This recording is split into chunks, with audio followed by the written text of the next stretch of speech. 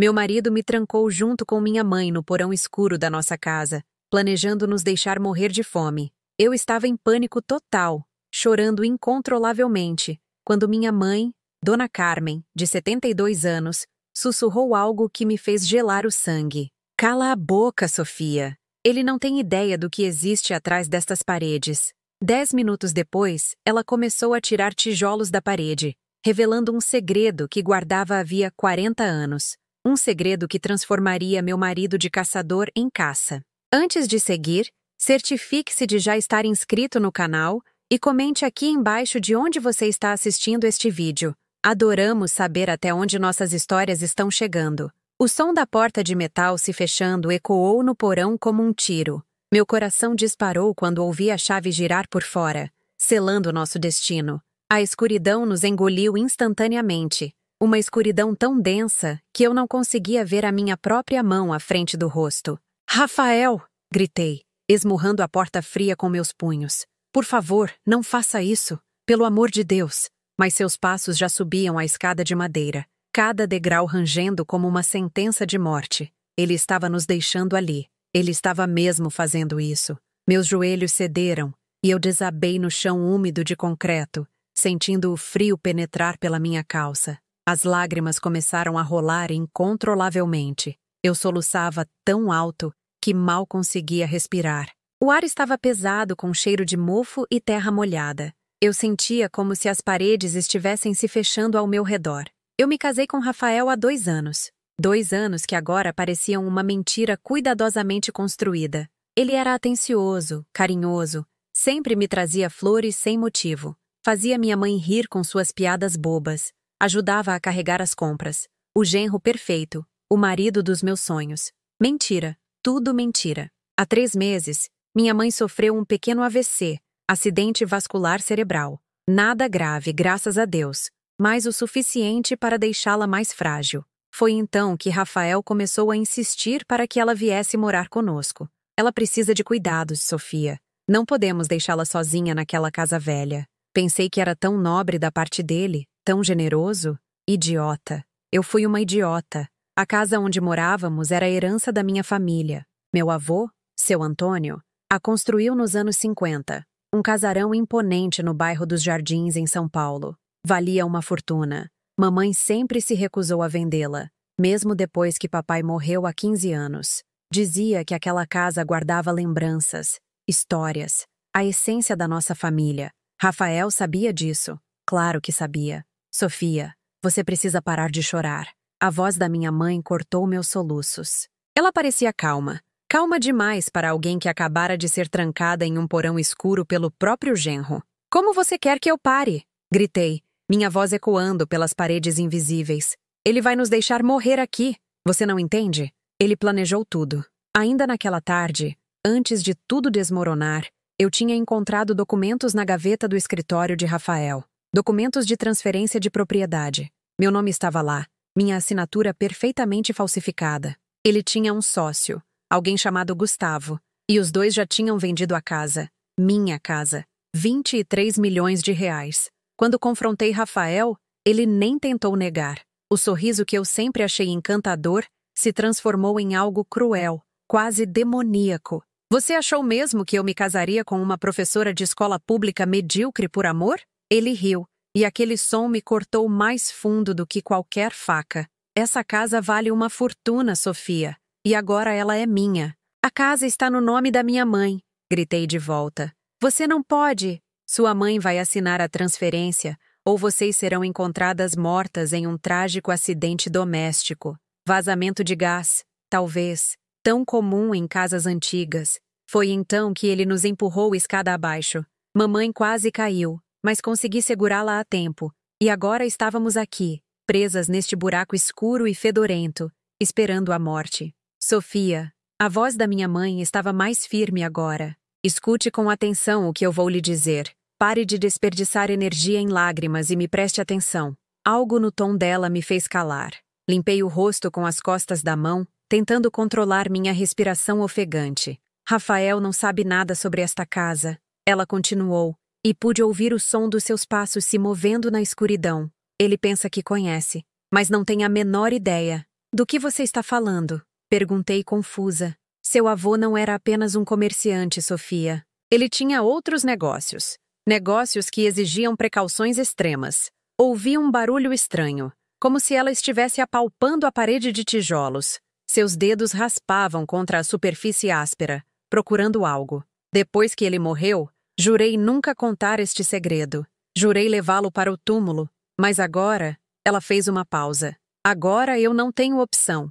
O som de um tijolo sendo movido ecoou pelo porão. Depois outro e mais outro. Mãe, o que você está fazendo? Preparando a nossa vingança, querida. Um clique mecânico soou na escuridão, seguido por um zumbido baixo. E então, como mágica, uma fresta de luz azulada começou a surgir na parede. Meus olhos, já acostumados à escuridão total, piscaram com o brilho repentino.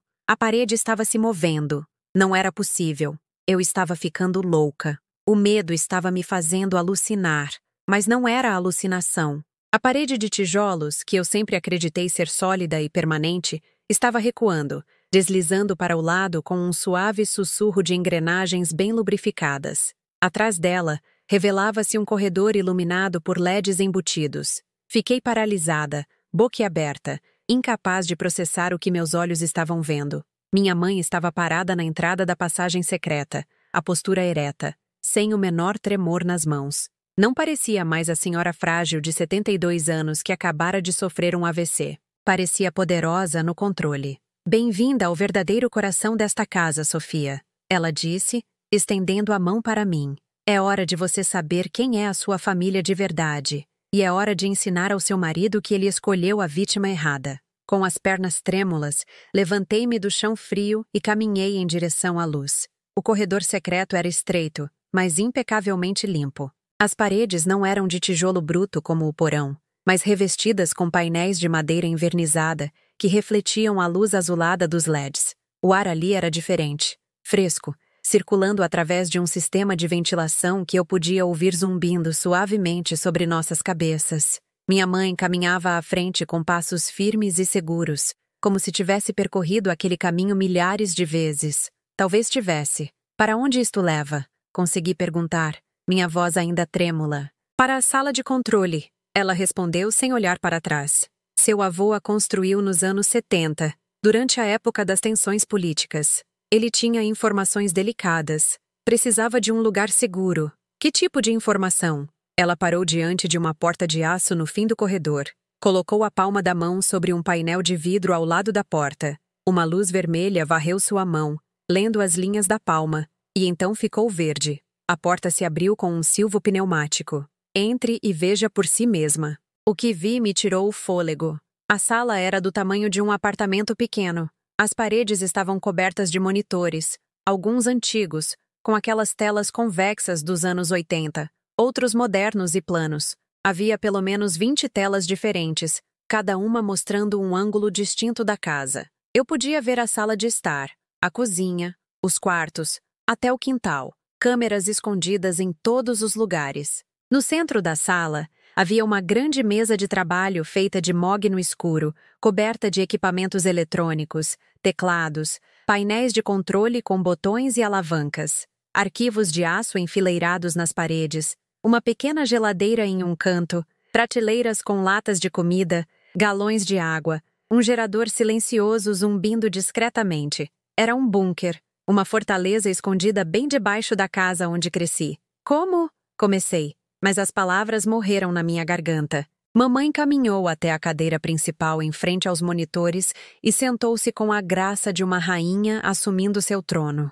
Seus dedos deslizaram pelos controles com familiaridade absoluta. Seu avô não era apenas um comerciante, Sofia. Ele trabalhava com informação. Comprava e vendia segredos.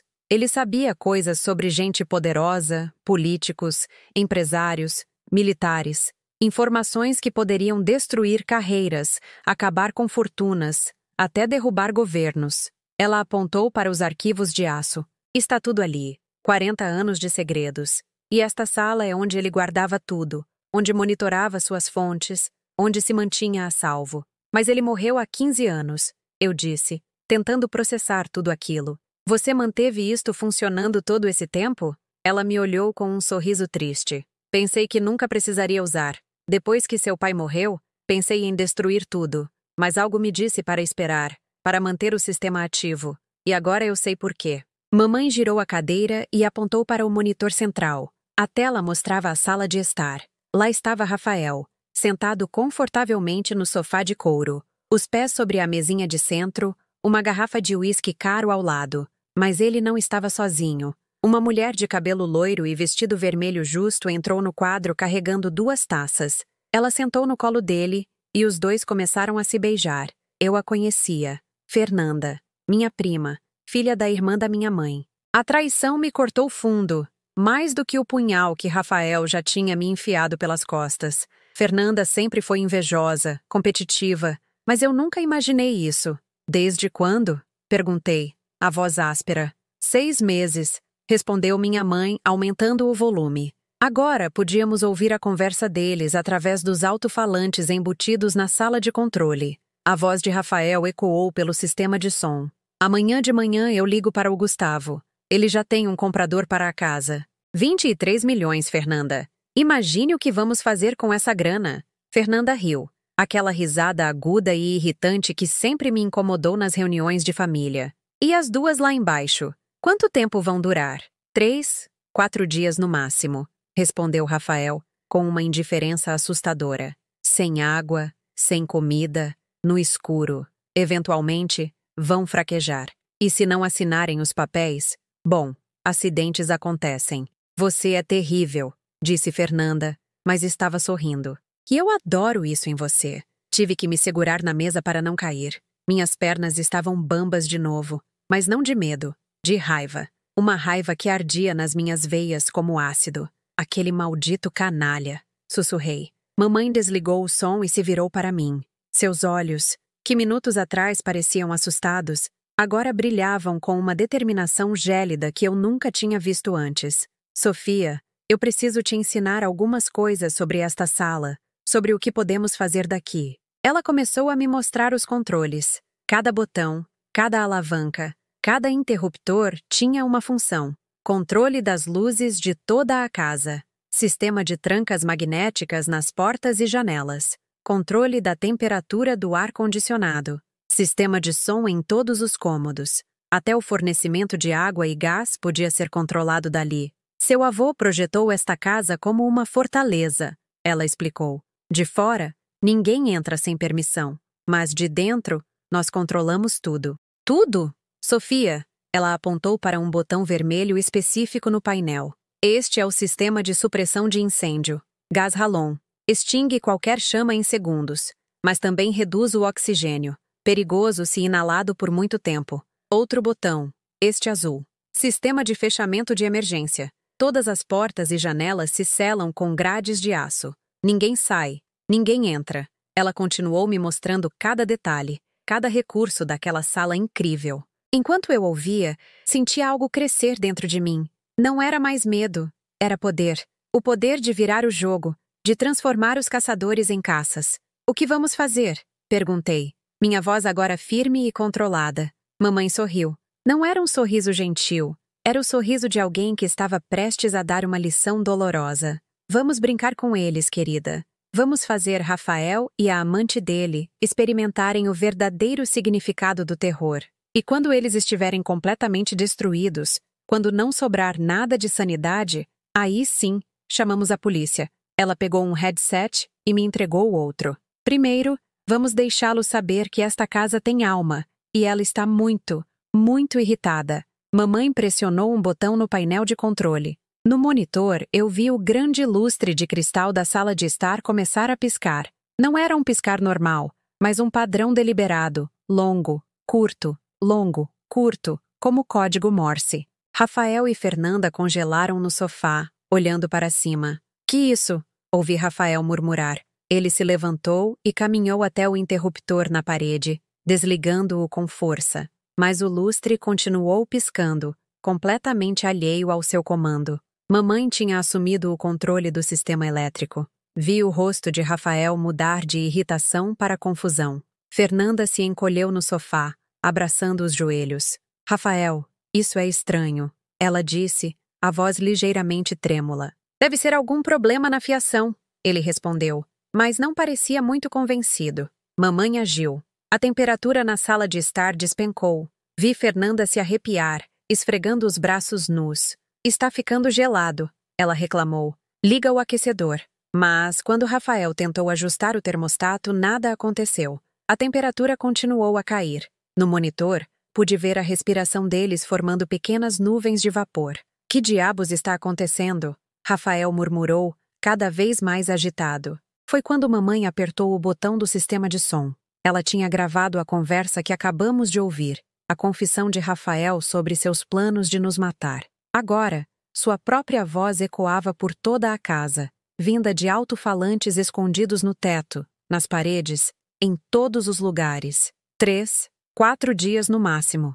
Sem água, sem comida, no escuro. A própria voz de Rafael o confrontava, amplificada e distorcida, repetindo suas palavras cruéis como um mantra infernal. O efeito foi imediato e devastador.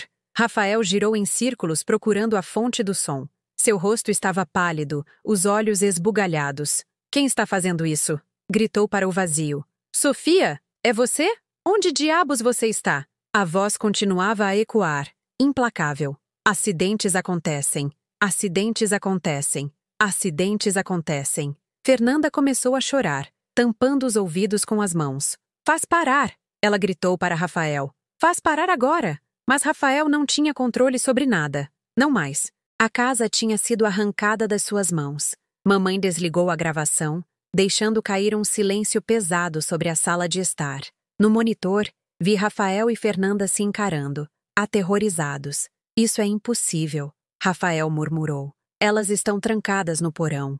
É impossível. Foi então que ele correu. Correu em direção à porta do porão, descendo as escadas de 2 em 2. Mamãe rapidamente mudou a visualização para a câmera do porão. Sim, havia câmeras até lá. Rafael chegou à porta de metal, enfiou a mão no bolso, procurando a chave. Suas mãos tremiam tanto que ele quase a derrubou. Finalmente, conseguiu girar a fechadura e chutou a porta com força. O porão estava vazio, completamente vazio. Pude ver a expressão de puro terror tomando conta do seu rosto.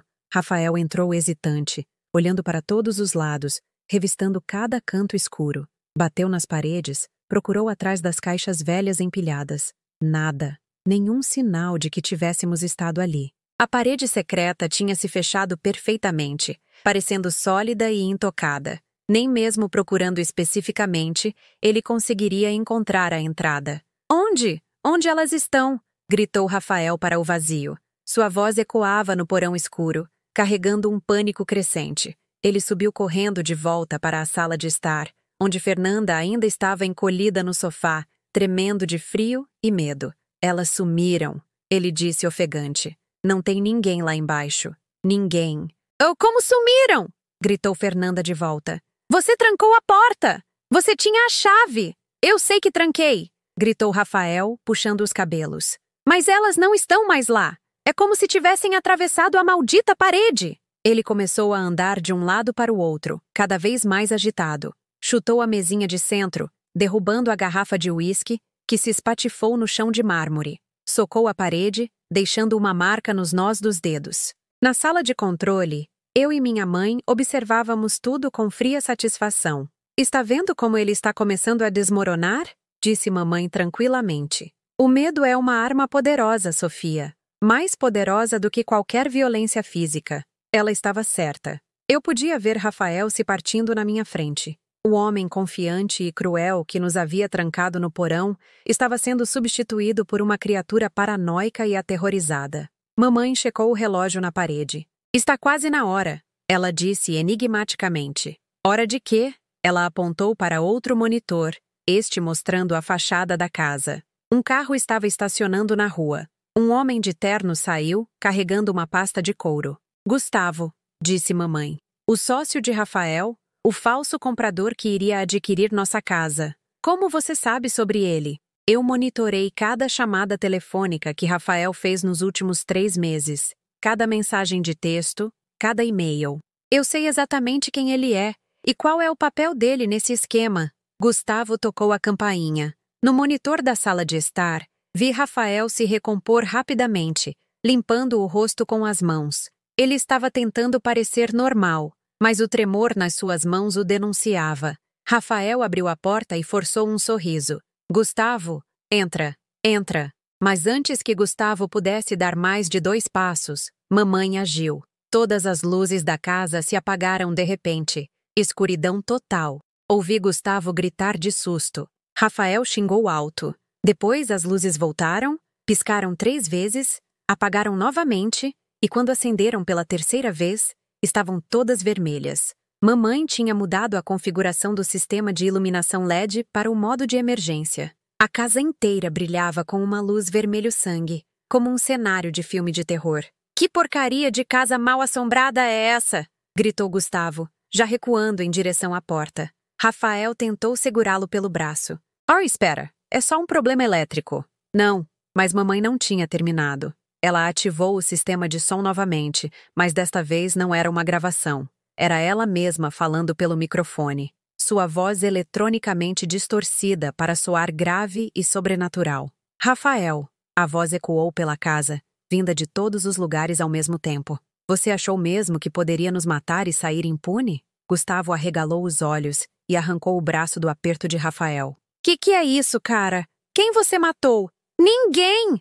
Gritou Rafael desesperado. Eu não matei ninguém! É só um mal-entendido! A voz de mamãe continuou, implacável. Esta casa conhece todos os seus segredos, Rafael. Conhece todas as suas mentiras. Gustavo já estava na porta, tentando abri-la, mas mamãe tinha ativado a trava magnética.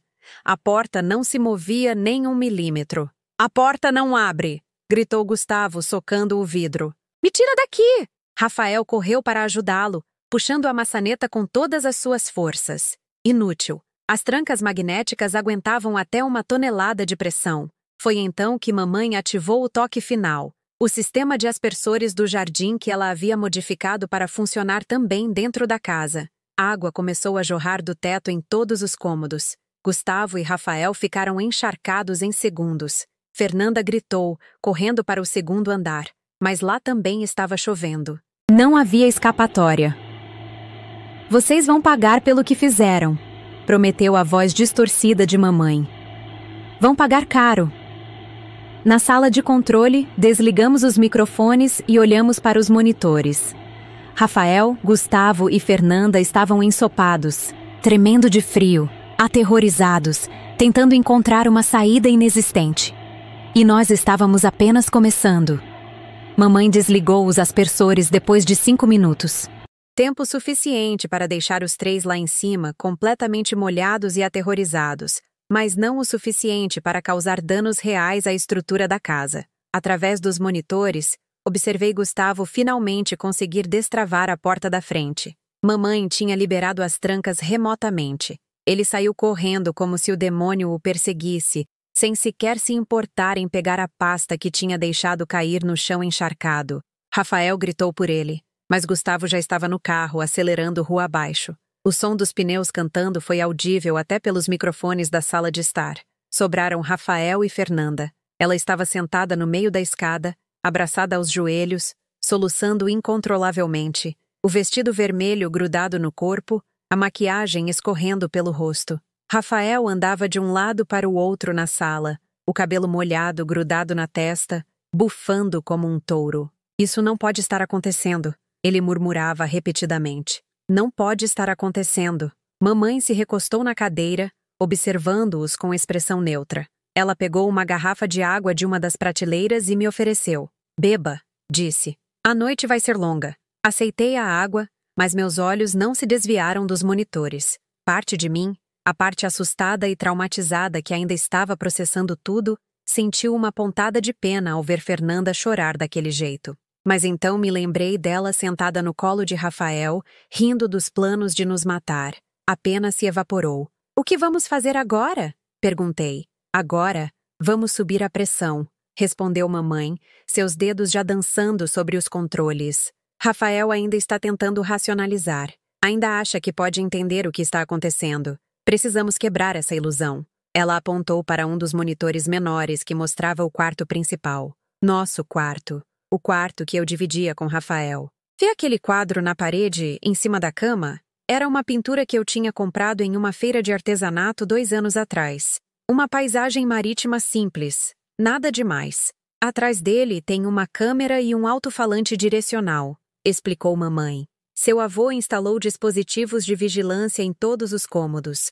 Nunca se sabe quando pode surgir informação valiosa em uma conversa privada. Ela ajustou alguns controles. E de repente pude ouvir o som do quarto principal como se estivéssemos lá. O relógio digital na mesinha de cabeceira emitia seu suave tic-tac eletrônico, o vento batendo na janela. Cada pequeno ruído amplificado. Rafael eventualmente irá para o quarto tentar se acalmar, disse mamãe. Quando isso acontecer, daremos uma surpresa a ele. Não tivemos que esperar muito. Depois de uns 20 minutos andando em círculos na sala, Rafael finalmente subiu as escadas. Fernanda tentou segui-lo, mas ele a afastou com brutalidade. Me deixe em paz, ele gritou. Isso é culpa sua. Se você não tivesse insistido em acelerar o plano, culpa minha, gritou Fernanda de volta. Eu não fiz nada. Foi você que quis trancá-las no porão porque eu estava te pressionando, dizendo que não podíamos esperar mais. Eles discutiram por mais alguns minutos,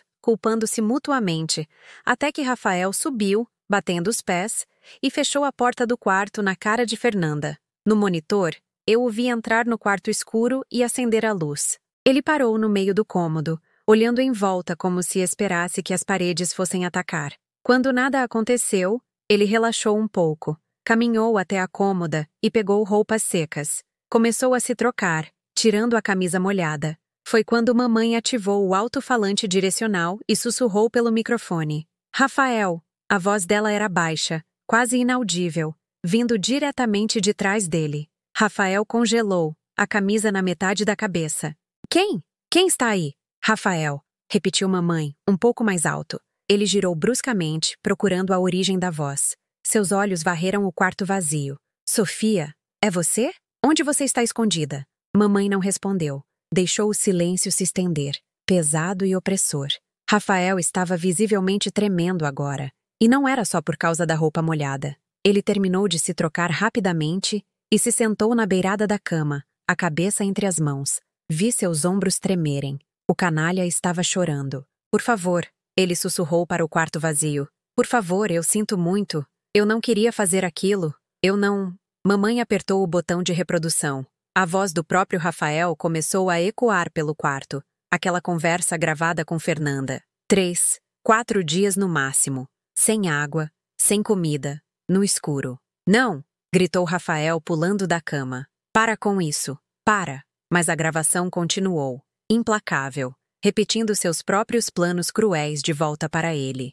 Rafael agarrou o abajur da mesinha de cabeceira e o arremessou contra a parede, quebrando-o em pedaços. Pegou os travesseiros da cama e os rasgou, penas voando por todo o quarto. Socou o espelho do armário, estilhaçando-o em teias de rachaduras que refletiam seu rosto distorcido em dezenas de fragmentos. Mostra a sua cara! Ele gritou. Quem quer que você seja, mostra a sua cara! Mamãe desligou o som, deixando Rafael sozinho com sua raiva e seu medo. Ele continuou a destruir o quarto por mais alguns minutos antes de desabar no chão, encostado na cama, soluçando incontrolavelmente. Ele está se partindo, comentou mamãe, sua voz desprovida de emoção. Bom, você não sente nada? Perguntei. Nem um pingo de pena? Ela me olhou, e pela primeira vez desde que entramos naquela sala de controle, eu vi algo além de frieza calculada nos seus olhos. Vi dor, raiva, ressentimento profundo.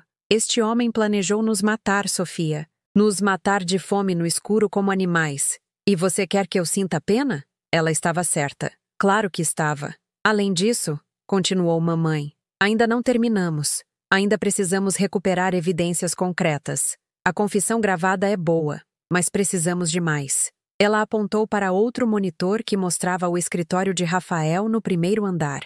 Havia uma gaveta de arquivo trancada onde ele guardava seus documentos importantes. Estão lá os papéis falsificados, disse mamãe. Os documentos de transferência com a sua assinatura forjada. Precisamos deles como prova. Como vamos pegá-los? Eles ainda estão lá em cima. Mamãe sorriu. Deixe-me lhe mostrar mais uma característica interessante desta casa. Ela me levou a uma seção diferente da sala de controle, onde havia um mapa detalhado da casa exibido em uma tela grande. O mapa mostrava não apenas os cômodos, mas também uma complexa rede de passagens secretas e túneis que corriam por toda a estrutura. Seu avô construiu caminhos secretos por toda a casa, ela explicou. Ele podia se mover de um quarto para o outro sem ser visto. Precisamos usar uma dessas passagens para chegar ao escritório. Ela traçou uma rota no mapa com o dedo. Esta passagem aqui vai da sala de controle até atrás do painel de madeira no escritório. Você vai entrar, pegar os documentos da gaveta.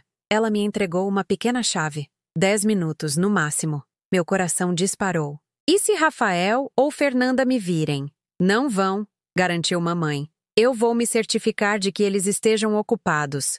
A passagem secreta que levava ao escritório era ainda mais estreita do que o corredor principal. Eu tive que andar de lado, meus ombros quase roçando as paredes de concreto. A única iluminação vinha de pequenas luzes de emergência embutidas no rodapé, criando um brilho verde fantasmagórico. Meu coração batia tão forte que eu podia ouvi-lo ecoando no espaço confinado. Pelo headset que mamãe me deu, ouvi a voz dela me guiando. Siga reto por mais 10 metros. Depois, vire à esquerda na bifurcação. Fiz o que ela mandou. Meus passos silenciosos sobre o chão de concreto.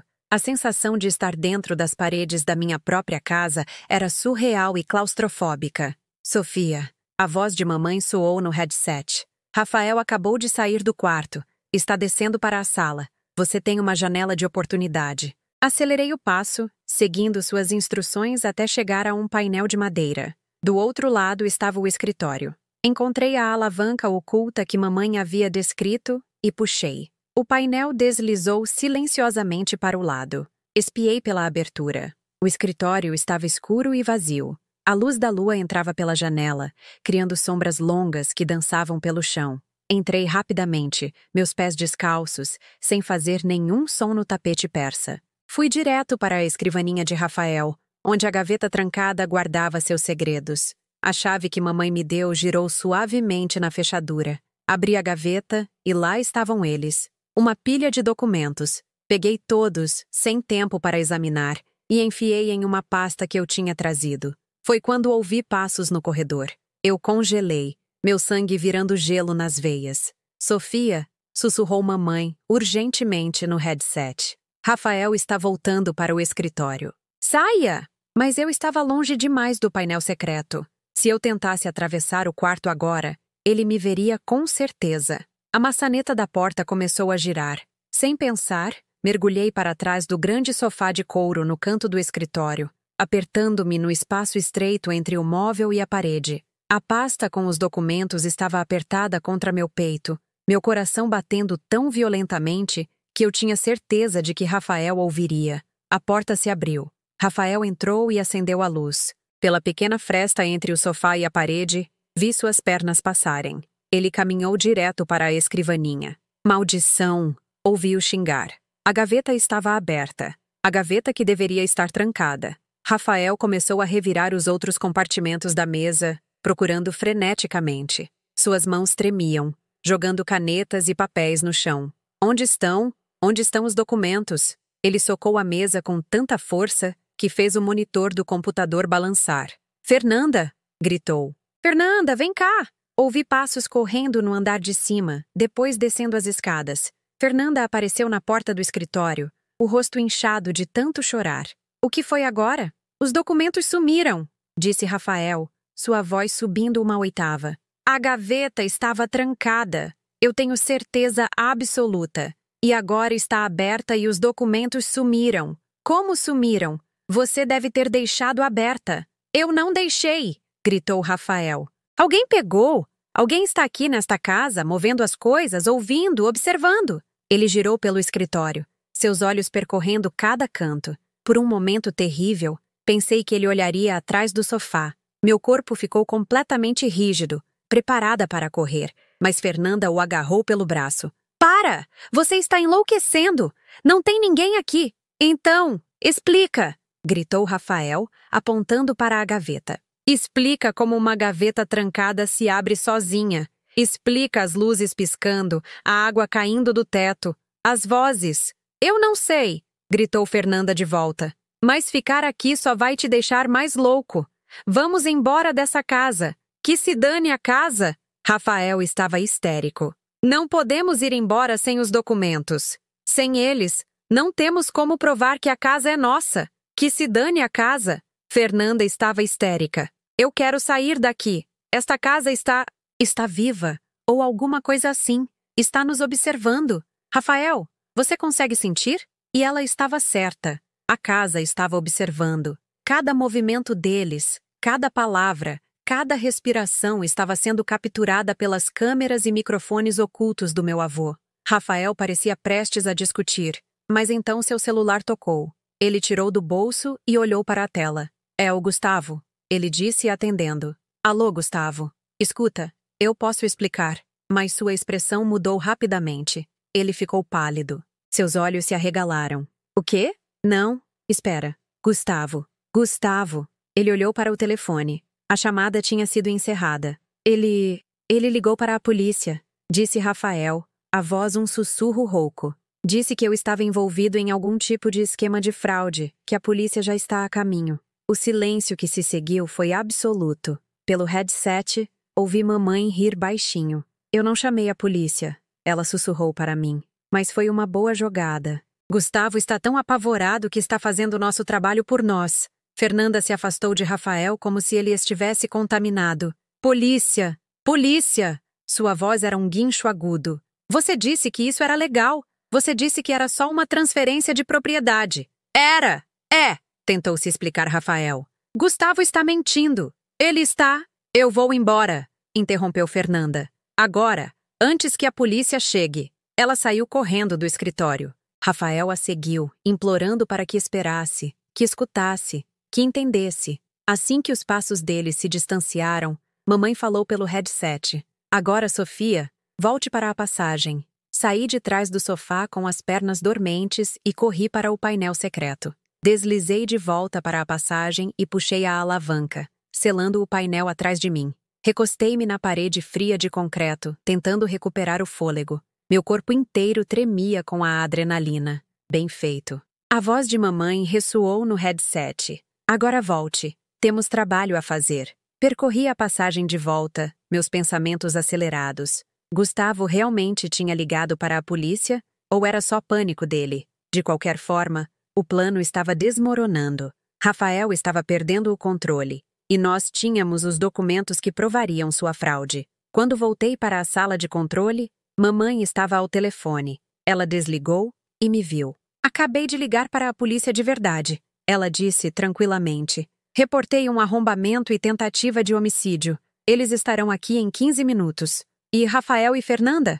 Mamãe olhou para os monitores. Eles estavam na sala de estar, discutindo violentamente. Fernanda estava tentando abrir a porta principal, mas Rafael a impedia, argumentando que fugir os faria parecer culpados. Deixe-os brigar, disse mamãe. Deixe-os se destruírem. Ela estava certa.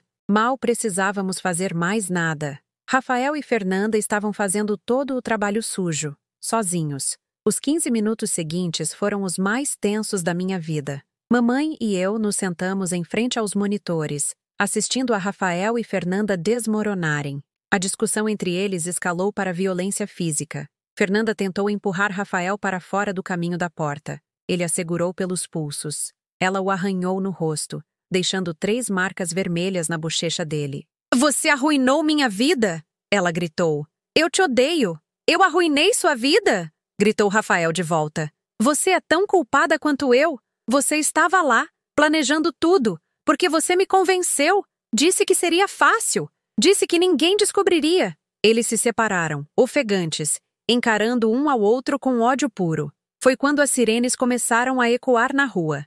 Luzes vermelhas e azuis começaram a piscar através das janelas. Rafael congelou. Todo o sangue esvaiu-se do seu rosto. Tá, não, ele sussurrou. Não, não, não.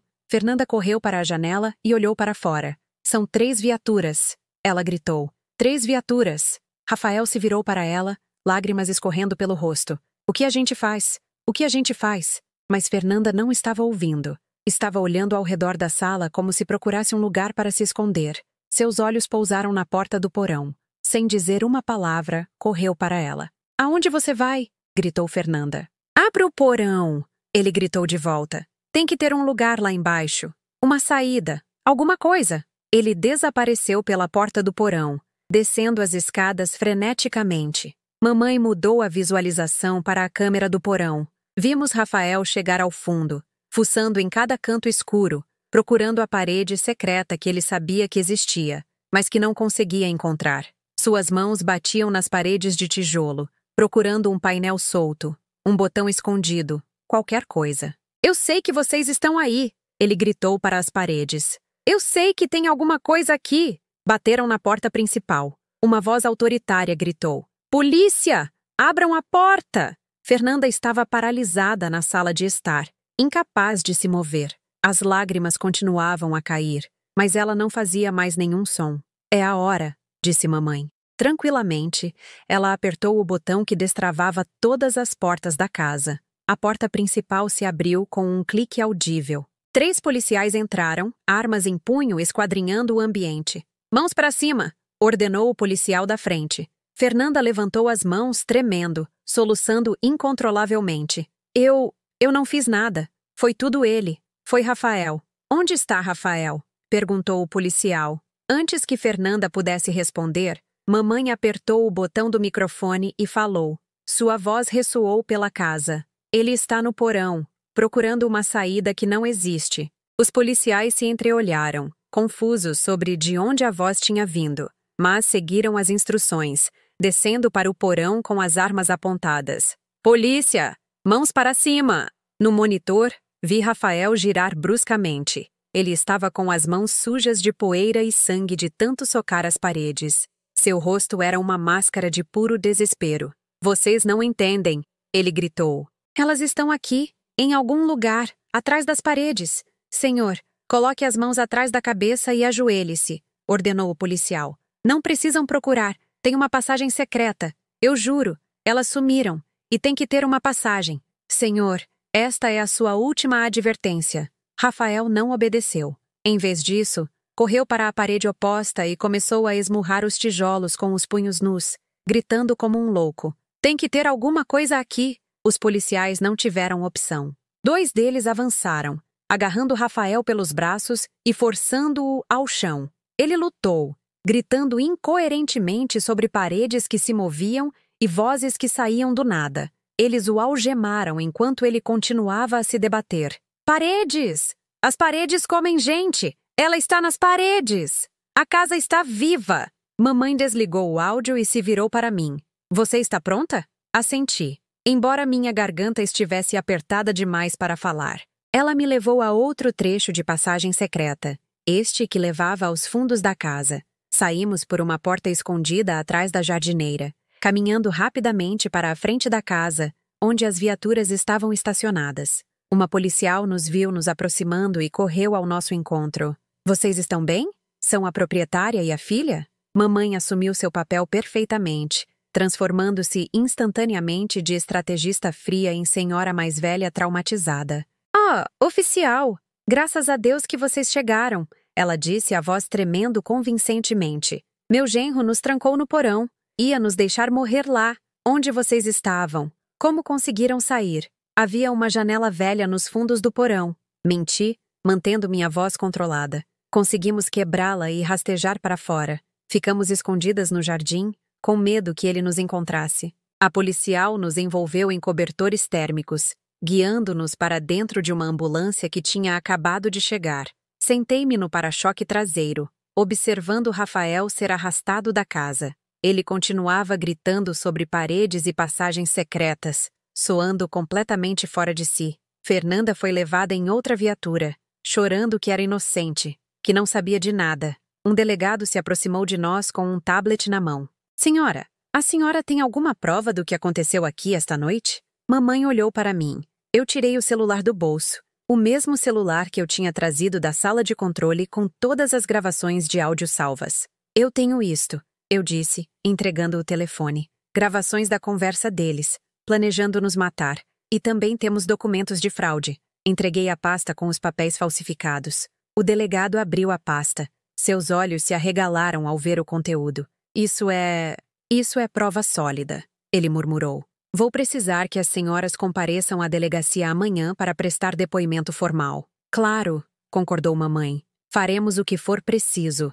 Vimos as viaturas se afastarem, levando Rafael e Fernanda. As luzes vermelhas e azuis desapareceram na noite, deixando a rua silenciosa novamente. Eu e mamãe ficamos ali, paradas no jardim da frente da nossa casa. A casa que quase nos matou e depois nos salvou. Acabou, sussurrei. Ainda não, respondeu mamãe. Ainda temos que selar a sala de controle, garantir que ninguém nunca a encontre. Ela estava certa. Aquele segredo precisava continuar sendo um segredo. Mas, por ora, naquela noite, nós estávamos vivas, estávamos livres, e Rafael estava preso, sua mente estraçalhada pelo terror que ele mesmo causou. Justiça poética, pensei. Justiça poética. Os 3 meses seguintes passaram em um turbilhão de audiências, depoimentos e reconstituições. Rafael foi diagnosticado com um colapso psicótico completo. Os psiquiatras forenses disseram que ele desenvolveu esquizofrenia paranoide aguda, convencido de que as paredes se moviam e o observavam. Ele foi considerado inapto para julgamento e internado em uma ala psiquiátrica de segurança máxima. Provavelmente, passaria o resto da sua vida ali, em um quarto acolchoado, atormentado por demônios que só ele podia ver. Fernanda teve um destino diferente. Testemunhou contra Rafael em troca de uma sentença reduzida, confessando tudo sobre o plano de fraude. Ainda assim, pegou 5 anos de prisão por conspiração. Minha tia, a mãe dela, nunca mais me falou. Disse que eu tinha destruído a vida da filha dela. Não me importei. Algumas pontes precisam ser queimadas. Gustavo, o falso comprador, também foi preso. Tentou fugir do país, mas foi detido no aeroporto. Pegou 10 anos por fraude e falsificação de documentos.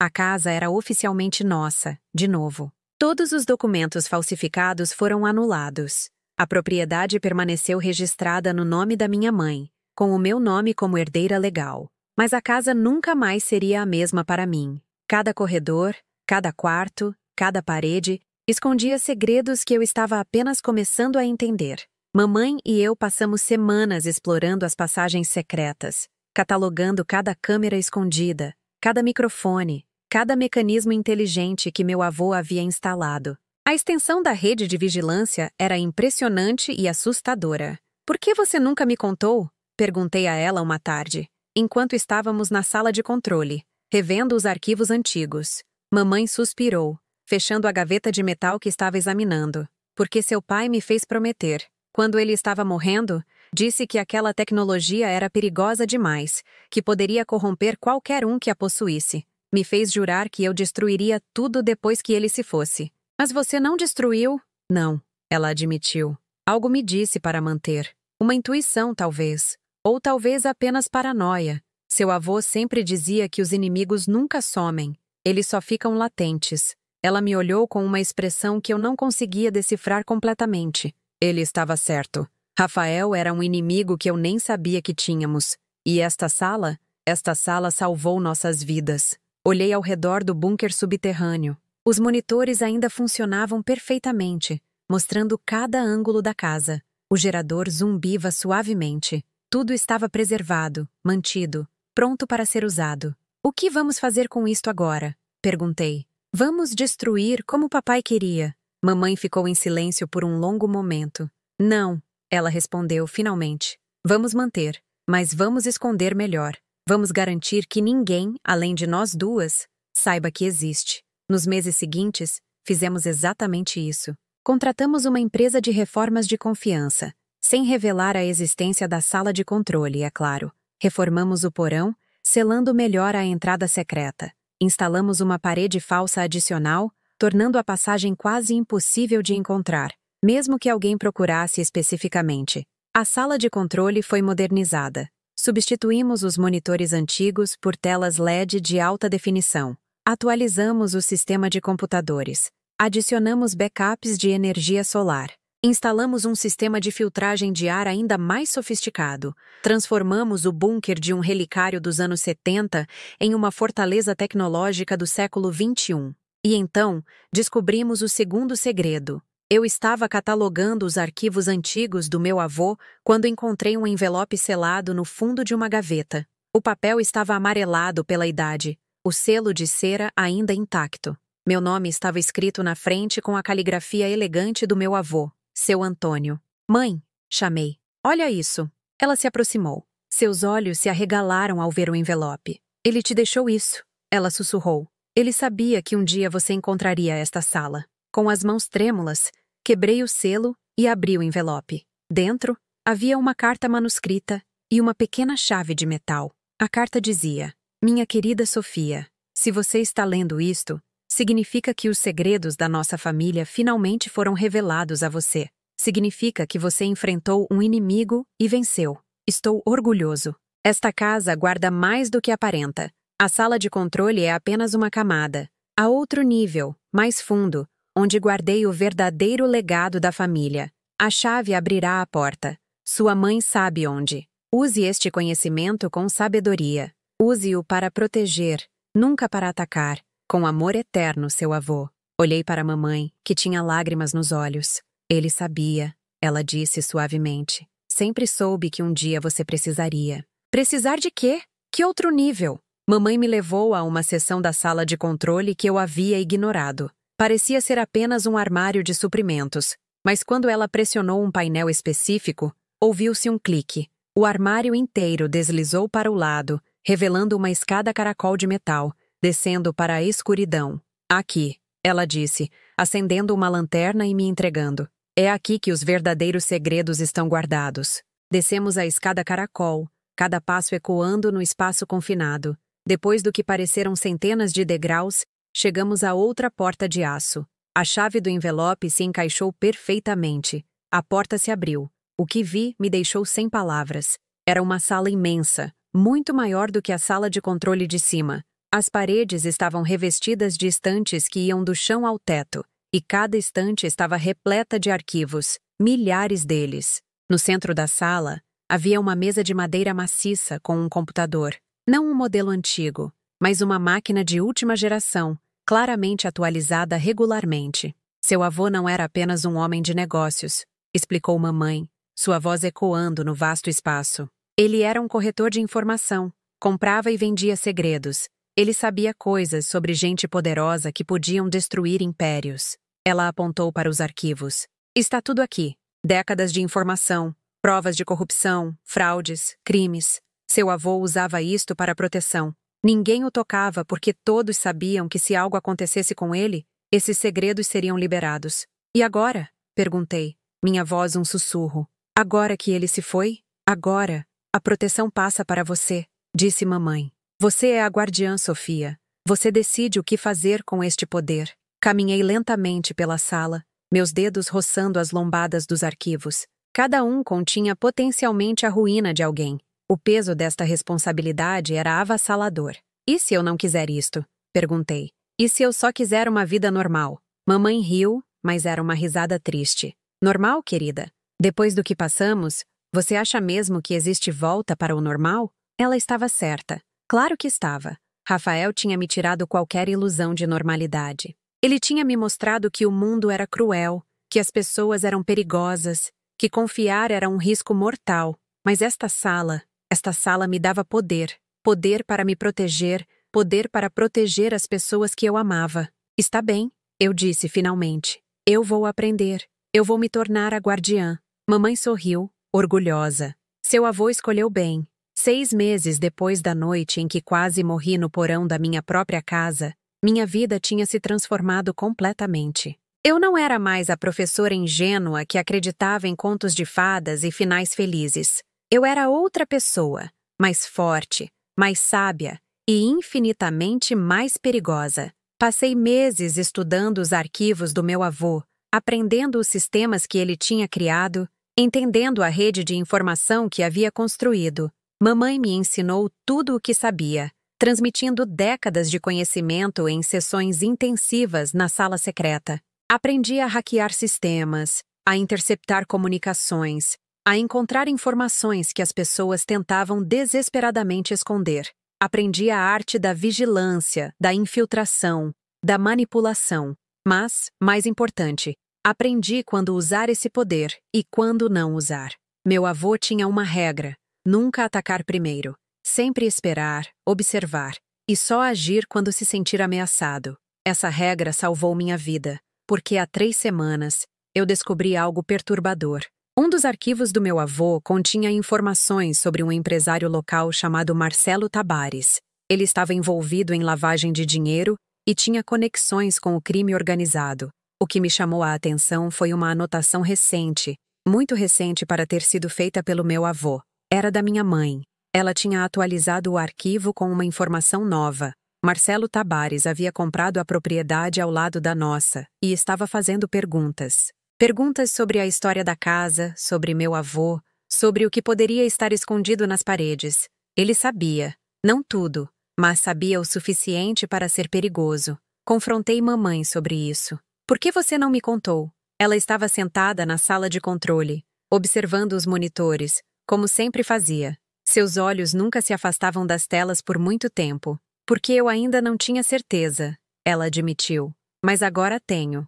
Marcelo trabalhou para o seu avô há 30 anos. Era um dos informantes dele, mas eles tiveram uma briga feia, e seu avô cortou relações. E agora ele quer vingança? Não, corrigiu mamãe. Agora, ele quer os arquivos. Quer o que está nesta sala. Com aquela informação, ele poderia chantagear metade da elite de São Paulo. Olhei para os monitores. Uma das câmeras mostrava a propriedade vizinha. Através do muro, pude ver Marcelo em seu jardim, olhando diretamente para a nossa casa, como se soubesse que estávamos observando. O que vamos fazer? Mamãe recostou-se na cadeira, os dedos entrelaçados sobre o colo. O que sempre fazemos. Observar, esperar. E se ele fizer um movimento contra nós? Seus olhos ficaram frios. Vamos lembrá-lo porque ninguém se mete com a família Antunes. Eu sorri. Era um sorriso que Rafael reconheceria, o sorriso de alguém que aprendeu a jogar o jogo. E desta vez eu não seria a peça no tabuleiro. Eu seria a jogadora. Hoje, quando caminho pelos corredores da minha casa, vejo tudo diferente. Cada quadro na parede esconde uma câmera. Cada tomada elétrica pode ser controlada remotamente. Cada viga de madeira tem um propósito além do estrutural. A casa está viva. Sempre esteve. Eu só precisei quase morrer nela para entender isso. Rafael está em um hospital psiquiátrico, convencido de que as paredes o observam. Tecnicamente, ele tem razão. Só estava olhando para as paredes erradas. Fernanda está presa, cumprindo sua sentença. Ocasionalmente, ainda recebo cartas dela implorando perdão. Eu as jogo fora sem abrir. E eu continuo dando aulas na escola pública. Continuo vivendo minha vida aparentemente normal. Mas, à noite, eu desço para a sala de controle e monitoro a cidade inteira, porque essa é a minha herança. Não são os tijolos e o concreto deste casarão antigo. Não é o dinheiro em contas bancárias. Não são as joias guardadas em cofres. Minha verdadeira herança é conhecimento, informação, poder. O poder de saber os segredos que as pessoas escondem. O poder de proteger a minha família de qualquer ameaça. O poder de garantir que nunca mais serei uma vítima. Mamãe tinha razão. Não há volta para o normal. Mas tudo bem, porque o normal é superestimado. E eu sou a guardiã dos segredos agora. A casa pode parecer antiga e silenciosa por fora, mas por dentro, cada engrenagem gira suavemente, cada câmera capta tudo, cada microfone escuta. E eu estou no centro de tudo isso, observando, esperando, protegendo, porque meu avô tinha razão. Os inimigos nunca somem, eles só ficam latentes. Mas agora, quando eles acordarem, vão descobrir que a neta dele aprendeu bem as lições e vão descobrir que as paredes realmente têm olhos. E esses olhos nunca piscam. Agora, se você gostou desta história, clique em inscrever-se e me diga nos comentários que parte te deixou de queixo caído. Ah, e não se esqueça de se tornar membro para ter acesso a vídeos exclusivos que eu não publico aqui. Espero você lá!